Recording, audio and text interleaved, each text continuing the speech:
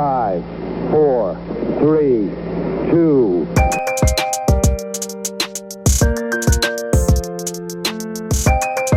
Tier 1 performance.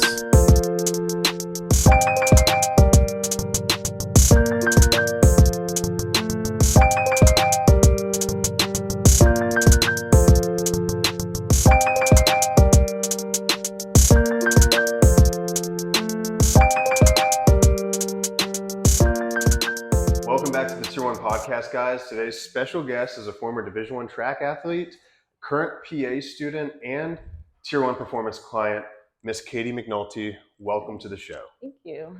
Awesome. So Katie is our first female client and just our first female that's on the Tier 1 podcast. So that's kind of cool. For all you ladies out there that you have any questions about getting started in your workout and fitness realm, Katie is super fit. And she also balances out her school life with her training life. So, Katie, where are you from, first of all? Yeah, I'm actually from Rhode Island. I'm outside of Providence, like 15 minutes from Cumberland. Grew up with 2 siblings. I have one older sister and one younger brother. We're all a year apart. I grew up in a very active household. We were put into a lot of different sports. So I grew up playing like tennis, ran, and yeah, a bunch of like soccer. So when did you start realizing that like your calling was track and field? Or like, did you start realizing at a young age that you were just better at that particular sport? Or So I actually didn't really know until high school that I would run for college. Yeah. I actually grew up doing tennis. That was my big thing, like for sport.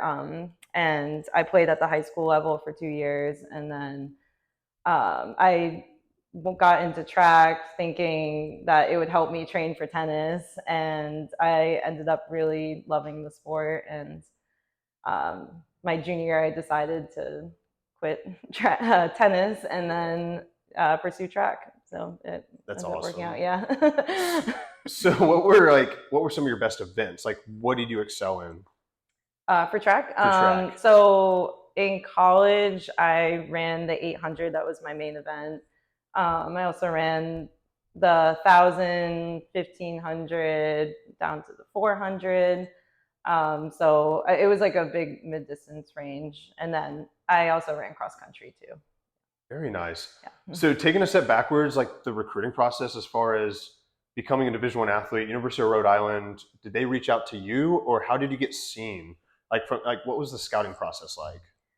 I actually didn't get scouted for. I emailed colleges and pursued a walk-on position. Luckily, URI, I reached out to them asking if I was able to walk on their team or try out, and luckily my times were good enough that they let me walk on their team. It was huge. I really wanted to pursue D1 sports, so that's at that time in high school. I was in a walk-on position. I wasn't scholarship eligible, really. That's awesome. Yeah. And like track and field in particular, I mean, it's pretty cut and dry. It's pretty black and white as far as like, if your times are this, and it's an individual sport for the most part, right? I mean, you basically, you compete as a team, but at the end of the day, like it's an individual thing, right?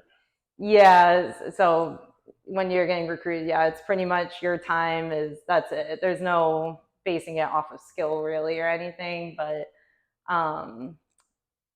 so it was challenging. and growing up, at least throughout high school, were you weight training or like were you eating clean? I mean, what were some of the things that you were doing on your own that was getting you better at your sports? In high school, before college, I've always grown up in a household where we were really clean eaters. My mom, she's an excellent cook. She cooked very clean diet, like Mediterranean kind of. She's Italian. Yeah, Italian. Great Italian cook.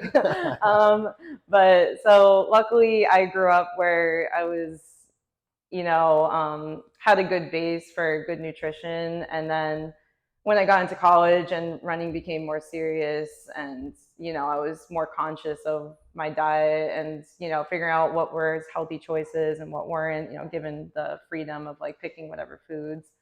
But yeah, luckily I had that good base that helped me like guide my decisions and getting food. Yeah. So up north, how is the food different than that of the South? I mean, because we're in Texas, and people in the Northeast, do they typically eat cleaner overall? I mean, Yeah. what's the diet like? Is it more Mediterranean and fish based? Well, yeah, the North is known for its seafood and Italian food. Yeah. Yes. But down here, it's a lot different. Would you say that was one of the most important factors in your athletic career was starting like eating clean at a young age and just kind of like growing up with that kind of background? I think that helps. Yeah. Yeah. I mean, I feel like, diet's what you eat obviously is a good portion of, how you perform and is really helpful. I think growing up more, and it was just, being active, kind of for me doing different sports. I feel like that helps a lot build like athleticism. And yeah, we're like my family, my sister and my brother and me were just all really active and really motivated to, get better in whatever sport we did. So would you encourage doing as many sports as you can to build that athleticism and those motor skills and other ways before sticking to one? And like, when would you suggest is the right time to like stick to one sport? I found it was beneficial. Like I said, my whole family, we did multiple sports, and really like once we got into high school, that's when we started zoning in on the sport. But I did find that those, doing previous multiple sports really helped build athleticism. But yeah, I think high school, especially if, you're trying to get recruited, like you want to really work on, one specific sport and, zone in on that. For sure. And to fast forward, like in college, how was it? Like, did you have a tough time managing being a student athlete at first, or did you kind of like, you went to private school, right, in high school? Yeah. So did that prepare you for what you faced academically in college? Yes and no. So my high school experience, I guess, was different from a lot of people. We had a very challenging curriculum in high school. It was, very competitive in terms of like where people went to college and whatnot. So when I initially got to college, this was before my season though, because I didn't do cross country until my junior year. Right. My sophomore year. But I actually had a really great GPA my first semester. And then the second semester when we started competing, it tanked. Oh yeah. Because I didn't know really time management, and I was prioritizing sports over my academics for that first freshman year of spring semester when I was competing in track. So it was a bumpy road during that time, and luckily I managed, figured out how to manage my time with track and still focus on school, and ended up, doing really well. So and that's coming from a genius. I mean, like us us peasants, we struggled much more heavily in school, but especially at the collegiate level. But she found a way to kind of get back on her feet really quickly, it sounds like. So did you use academic advisors, or did you utilize, how much time did you dedicate to studying per week while you were in college? Luckily the athletics at University of Rhode Island, that's where I attended school, was they had academic advisors for the athletes. So we would utilize the academic advisors mostly through them because they understood the time management difficulties between sports and academics. And they would, help us out, like, because we would have to miss classes and whatnot for, a track event or whatever, and they would help us like work through that. But yeah. For sure. And so upon graduating college, like when did you know that you wanted to pursue physician's assistant school?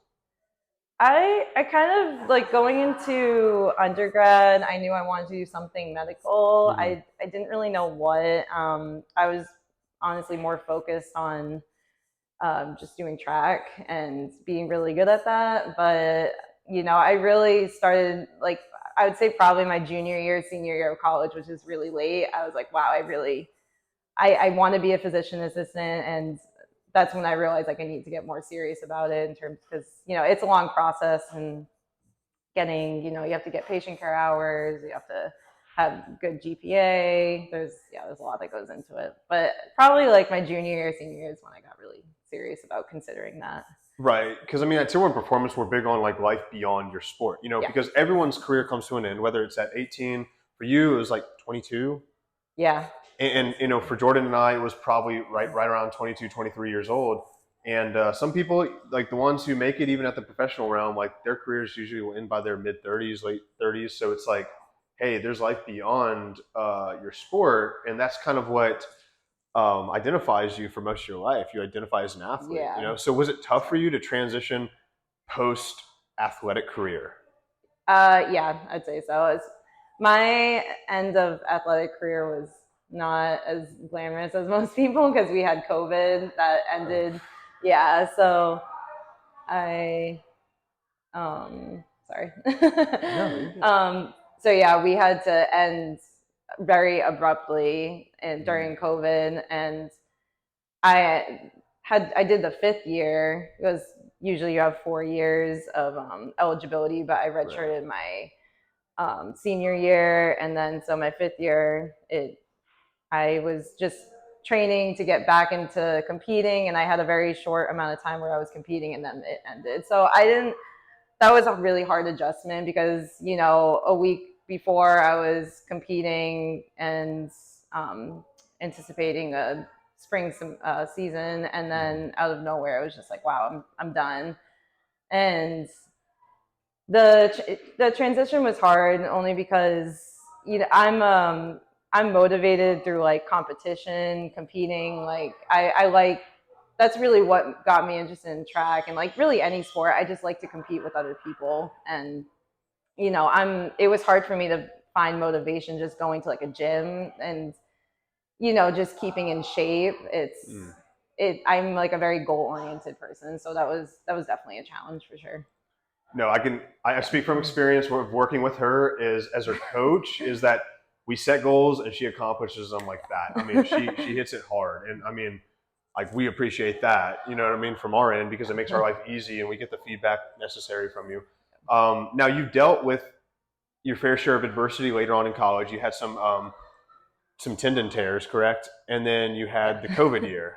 Yeah. So my senior year, I went through a weird bout of ankle pain that lasted for like 6+ months. It was, very frustrating, because I didn't know. And I redshirted anticipating it would get better for the following year, and still didn't really know what it was until like the end of that senior year, and it ended up being, a supernumerary muscle tendon that was tearing my other tendons. It was a really weird situation. It's like a vulnerable injury. It's like the story of Achilles. Yeah. You have that one little area, and it just, it goes haywire. So after you got over the injury, you got over your 5th year, you competed, you then transitioned into, what did you have to get done in order to qualify for PA school at post graduation? So to get into PA school, it's a combination of, GPA, patient care experience, shadowing, and then like, letter of recommendation, stuff like that. So post undergraduate studies, I focused really on getting my patient care experience, working as an EMT and ER tech. And unfortunately, I didn't get many shadowing hours though because of COVID, but it ended up working out. Yeah. Yes. And we were happy that she made the move to Houston, Texas. Yeah. Yeah, that was huge. But then... Hey everyone, Jordan here, to tell you about getting your own personalized weightlifting and nutrition plan. Here at TOP, we detail your prescription plan to meet your own personal goals with crystal clear explanations and examples. You'll also have routine follow-ups and direct access to me and Mitch for any questions you may have along the way. So what are you waiting for? Sign up now at our website, www.tier1performance.org. All right, guys, welcome back. So we're talking about how you were, the application process of PA school and how many schools you applied to, and how did you end up being in Boston? So the application process took about a year. Okay. It's a really long process, and I applied to about 12 schools. Yeah, a lot of schools, but I know. Just kind of everywhere. I applied to schools in Texas, the Northeast, since I'm from up there. So like New York, Boston, Rhode Island, and then some other random schools like Florida. But I just wanted to get in wherever I could, probably. But you got your EMT experience in Houston, right? Yeah. Okay, for a year and a half? Yeah, I worked as an EMT for about a year and a half, and then I was an ER tech for roughly 9 months. Yeah. So you've seen some stuff. Yeah. Yeah. I'm not going to go back to that life. No. Not planning anytime soon. Okay. So to those viewers out there, you just finished your first full year, your first 2 semesters at PA school. Yes. Yeah. Meanwhile, you were still training pretty heavily, but you were eating really clean. Yeah. So could you dive into, being a tier 1 performance client, how many days a week were you training, and like what time of the day were you training at? I had a pretty full class schedule. So depending on the day, it would be from like 8 a.m. to 3. I would be gone, and then I would have schoolwork after. So I got into a routine where I'd wake up for 6 a.m. when my gym opened and work out for about an hour and a half and just get ready for the day. And so that was about like 4 times a week. I'd do lifting, and then on my upper body days, cardio, and then on the other days I'd do some type of like active recovery, whether that's running or walking or some type of cardio. And do you believe in eating something before your workout? Because like 6 a.m. that's early to a lot of people, and I've heard some people tell me that they don't like eating before their weight training workouts. I mean, what's your take on that? I was that type of person. Yeah, okay. I used to not like eating that early, but now I do like banana and almond butter, and I found definitely a big improvement in my energy levels during my workouts in the morning. So I'm a firm believer now that you should eat before a workout. I feel a lot better. Yeah, I mean, it just helps having those extra carbs to kind of get you through that workout. Yeah. And what kind of cardio do you prefer to do post-weight training? Personally, I do Stairmaster. I'm not necessarily a fan of it, but I feel like I'm not good at it, so I want to get better at it. So that's why I do it. But we force her to do Stairmaster. I really like incline walking though, but for me personally, it just doesn't get my heart rate up to like how I want it to get. So it takes a lot for me to get my heart rate up on the incline walks. So do you feel like you burn more calories on the Stairmaster too? Yeah. Okay. That's and challenging. Katie's shredded, for those who didn't know. She's like 16% body fat, abs, bicep veins. So, she's built like a specimen. But does it take, but like you said, you only train 4 days a week. Yeah. Right? So you don't have to train 6 or 7 days a week? Is that what you're telling me? Yeah, I know, shocking. Okay, so with that being said, I mean, what's your diet like? I mean, I'm sure I work with it, so I know what it is. Yeah. But to our viewers, what do you eat on a daily basis? And like, how do you change it up on days that you have, exams to study for, maybe like rest days versus training days? How do you mix up your diet? Yeah. Well, so I follow the Molded by Mitch Tier 1 Performance meal plan. But basically, so we do breakfast, lunch, 4 small meals, I would say, and it works. It helps a lot for me to have it in smaller portions. But yeah, I'll do like the banana and almond butter, and then mid-morning snack, which is like a protein shake with some type of fruit and nuts, and then like late lunch, whatever, it will be like ground turkey, rice, like broccoli, and then dinner like some type of like fish or with rice and like salad. But yeah, it works really well for me. I like to meal prep my food at the beginning of the week, so I can just grab and go, especially with my busy schedule. It helps a lot when I can just go into the fridge and grab it and just microwave it at school. But absolutely, yeah. I'm a firm believer of still, like not getting crazy with cheat meals, but definitely like once a week, having something that just so you're not like constantly on overdrive with clean eating. You mix in some like, a meal that you really enjoy, and that just helps you really keep on track. That's good to know, because like a lot of our Yeah. female viewers out there, they're probably like wanting to know, do they have to restrict themselves from like that occasional glass of wine, or like if they want a burger and fries, or if they're craving a pizza or something. So you suggest that you need to indulge in that at least once or twice a week. Yeah, yeah, definitely. And I'm still like I eat a very specific diet to get to a specific weight and body fat percentage, but I'm also still a firm believer of like intuitively eating. If you're really, like craving with like a piece of chocolate or like a glass of wine, just it's not going to throw off your whole progress. Right. It just go back to how you were eating, like clean eating again, and it'll be fine.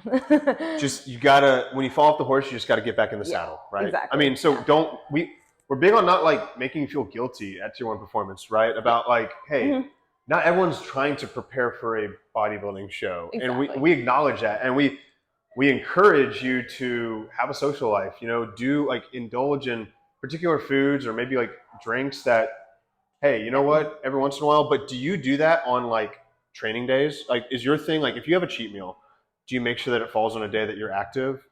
I like to. Right. I feel like it's, because depending on my active recovery days, I don't feel like I'm probably,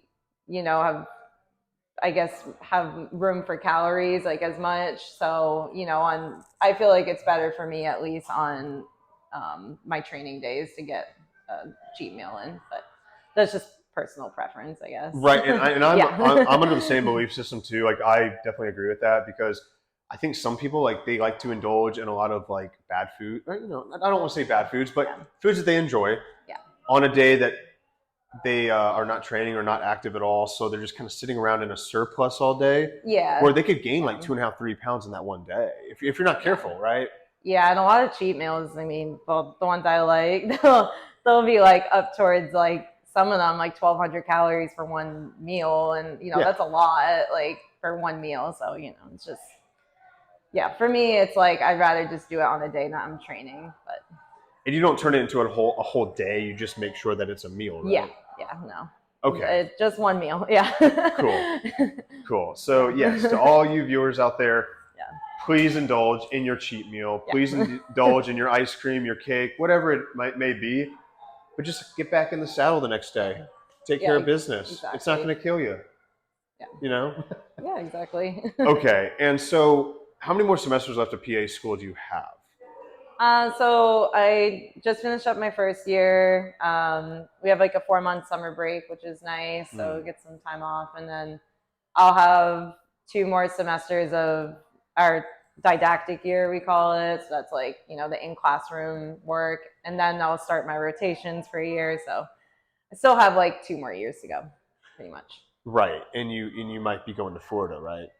Yeah, who knows? Our program, they send us to like different locations across the United States, just wherever. We'll never have to find our rotations, which is nice, but it could be wherever. Hopefully Houston, but that'd be nice. Yeah, that'd be nice. So you want to eventually be back in Houston? Yeah. Okay. That's the goal. Yeah. We want you to come back. Yeah. It's too cold up north. Yeah, I've been up there. It is. Yeah, it's too cold. So what would you find like in your friend circle, right? Not everyone's going to eat clean. Not everyone's going to have the same lifestyle as you, right? Yeah. How do you not give in to that temptation to like, I don't know, like, do you find it hard hanging out with your friends to live your healthy lifestyle, like training right, eating right, etc.? Yeah, it can be hard because I feel like a lot of people don't fully understand, why I'm doing what I'm doing, and staying on track, especially when, your friends ask you to go out to eat and stuff. It's really hard to find, foods that fit inside your macros for, when you go out to eat. But, I'll either, I'll still go out, maybe, find a healthier option for what to eat, or I'll, eat beforehand, but still join them. Like I still like to, go out with them, have fun, enjoy life. And, not get too worked up over my meal plans either, but still try to keep on track. Exactly. So there's ways around it. Like, I mean, I do the same thing. Like if I go out with buddies and they're like, hey, we're going out to this restaurant, I eat beforehand. When I get to the restaurant, I'll either order a salad or sip on water or whatever. I mean, like, as long as you're with a group that's eating that restaurant's food, they're not going to just kick you out. Most restaurants won't.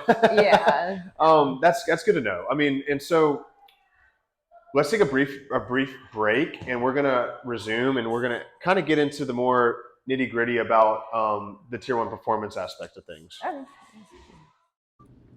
Hey everyone, Jordan here, with a message to all baseball players. Do you want to learn the most effective path to better your skills? Do you have ambition to be a 5-tool player? Come see Mitch and I down at D-Bat Humble for some private lessons to improve your game. For more info, go to our website, or to dbathumble.com. So Katie, we've been working with your diet at Tier 1 Performance since January? Yep. Or was it before that? January. Officially January, right? Officially, yeah. And you had the goal of a certain weight, and you set some. How important is goal setting for you, and hitting those goals? Being a former athlete, and just in general for most of our viewers out there, it's really important to me. Like I said, I'm a goal oriented person. Even in college, I'd write up like my times like in track that I wanted to hit and just put them on the wall and like looked at it every single day and was like, I'm gonna hit that time. Like, so doing this, it's nice to have a goal that I'm working towards, and I'm looking forward to hitting those goals that I set. Absolutely. And the way we have your diet, your meal program set up is that you're eating 4 small meals a day, right? Yeah. And do you find that you have more energy throughout the day because your body can only absorb so much of the food that you're eating? Yeah, at first it was a big adjustment for me. I feel like I was so used to eating kind of whenever I felt hungry. And then I would eat like 3 big meals a day. But so at first eating the 4 small meals a day kind of felt like a little weird. Felt very hungry a lot, but then I think once my body adjusted, I actually felt like higher energy levels. I felt, like my performance in the weight room was getting a lot better, and now I don't even really like notice it. So, like how at first, like how I felt hungry, like now it feels good. Yeah.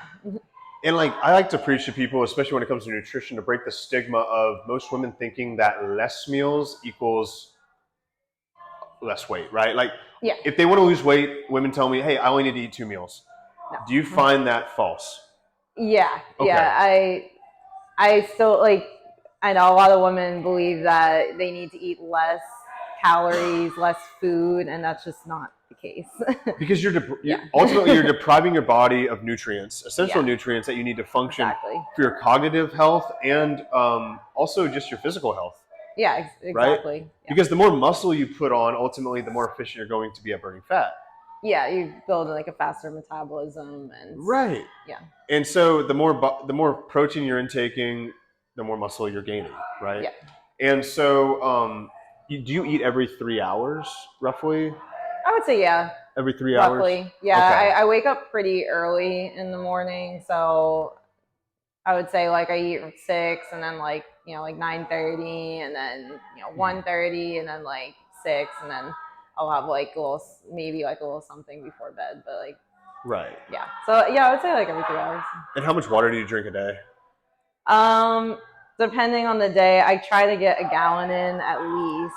I used to be a horrible water drinker, bad water intake, but I really did notice once I started drinking more water and being more diligent about that, I felt, once again, higher energy, just felt better in the weight room, just seeing my performance improve.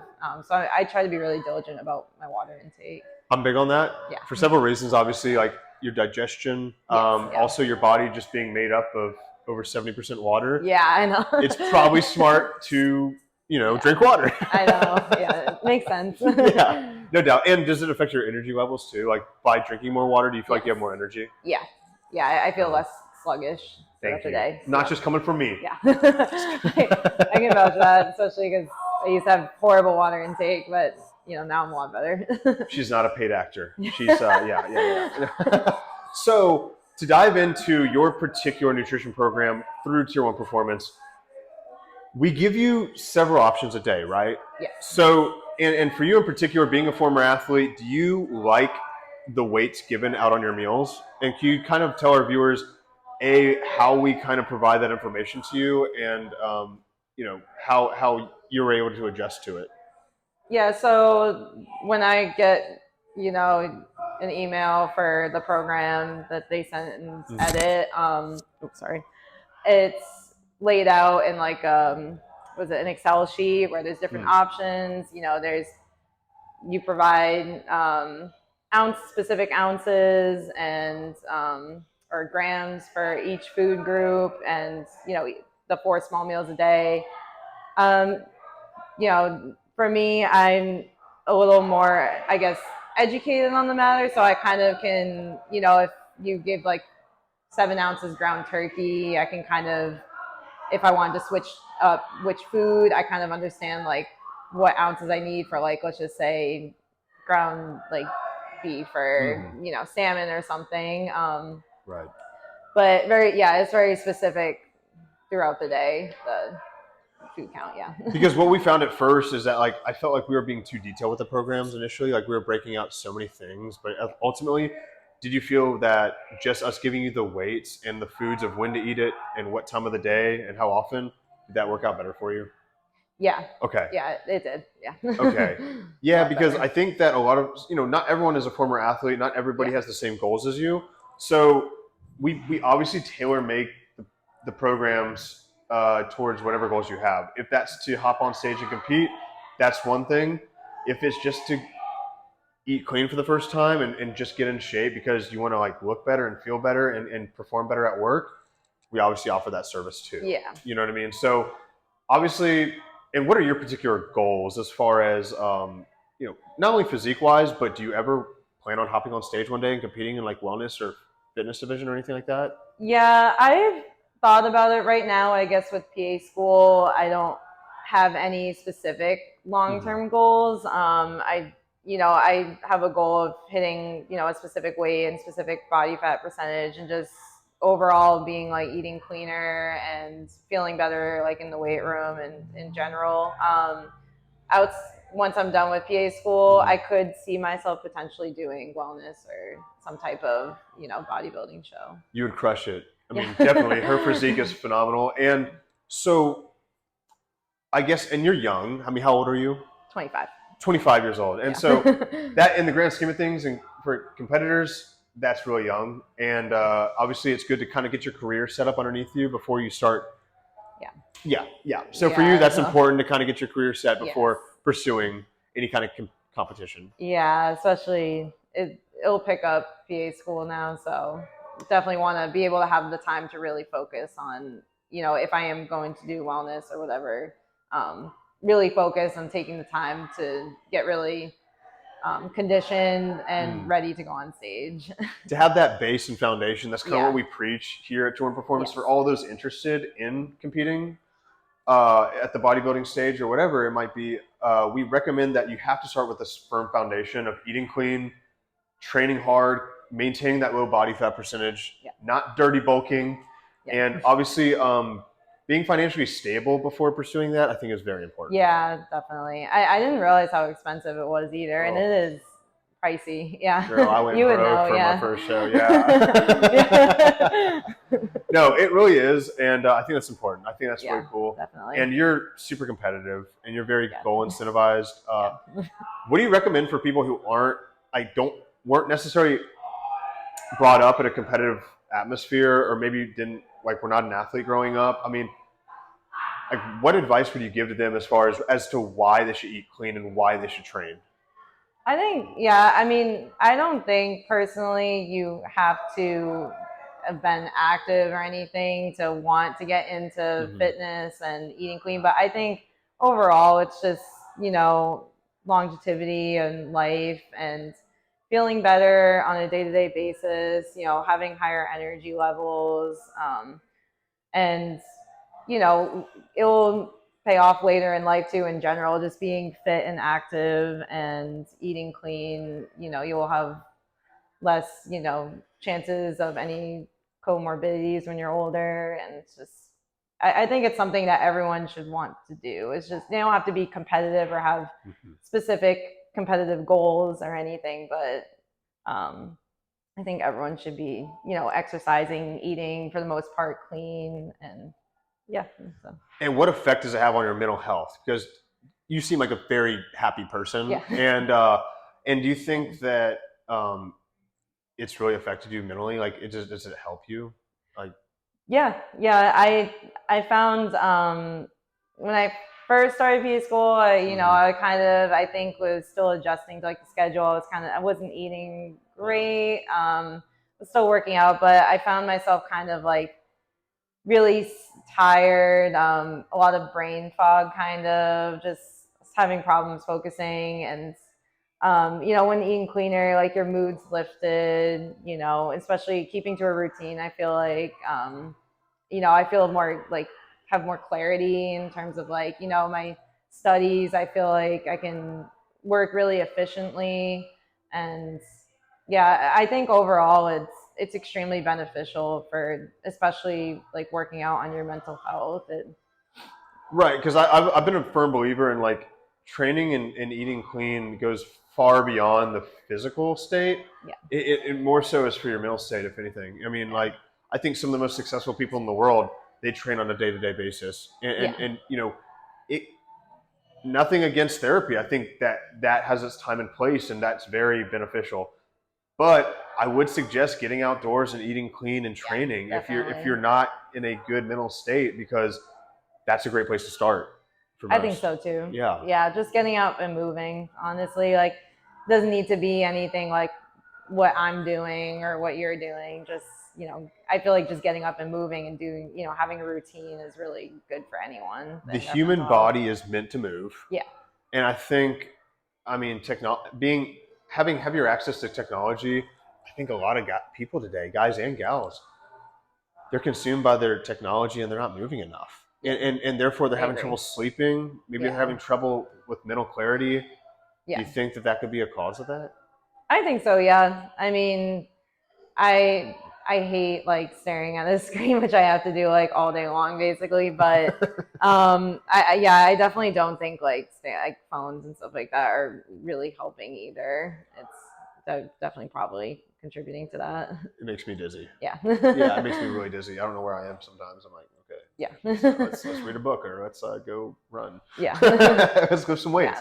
Yeah. Katie, thank you so much. This was awesome. Yeah. And I think this was a wealth of knowledge for our viewers, especially our females out there that are trying to balance out their lives. Let's do this again sometime very soon. Yeah, definitely. Awesome. Well, guys, thank you for joining in. Have a great one. Thank you. 2